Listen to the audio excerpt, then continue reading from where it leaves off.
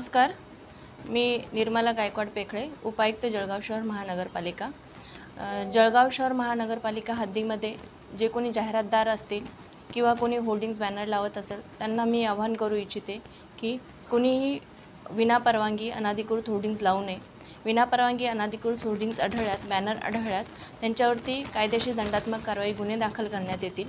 नक्कीच आत्ताच घाटकोपर मुंबई येथे होर्डिंग बॅनर कोसळून जी काही दुर्दैवी घटना घडलेली आहे त्यात खूप मोठी अशी जीवितहानी झालेली आहे.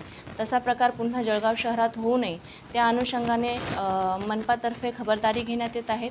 मनपाने 7 युनिटचे जे काही अभियंता आहे, बांधकाम अभियंता आणि किरकोळ वसुलीचे क्लर्क आहे यांचे पथकही नेमलेले आहे. सर्वेक्षण सुरू आहे. त्या सर्वेक्षणाअंती जो काही अहवाल येईल त्यातून अनधिकृत होर्डिंग बॅनर जाहिरातदार जे आहे त्यांच्यावरती कायदेशीर कारवाई करण्यात येईल.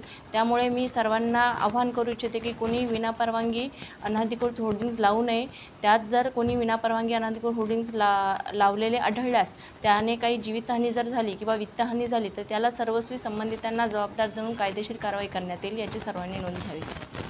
याबाबत तोंडी तक्रार प्राप्त झाल्यानुसार आमच्या पथकाने कारवाई केलेली आहे. पथक तिथे पोहोचण्याच्या अगोदरच त्या स्पॉटवरती कुठलेही असे बॅनर आढळून आलेले नाही, परंतु तरीही जी काही आमच्याकडे मीडियातर्फे किंवा सोशल मीडियाच्या मार्फत जी अनधिकृत बॅनर जे काही ज्या स्पॉटवरती लागले असे काही फोटो प्राप्त झाले त्याच्यानुसार संबंधितांवरती कायदेशीर कारवाई करण्याची कारवाई सुरू केलेली आहे.